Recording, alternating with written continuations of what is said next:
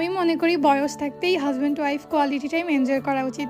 ভালো কোথাও বছরে একবার ঘুরতে যাওয়া, মাসে অথবা সপ্তাহে একদিন রেস্টুরেন্টে খেতে যাওয়া উচিত। অনেক সময় এই জিনিসগুলোতে টাকা অপচয় মনে হতে পারে, তবে জীবনে বেঁচে থাকলে ইনশাল্লাহ রিজিকের ব্যবস্থা হবেই। সংসার জীবনে বিভিন্ন ধরনের রেসপন্সিবিলিটি আসবে, এটাই স্বাভাবিক।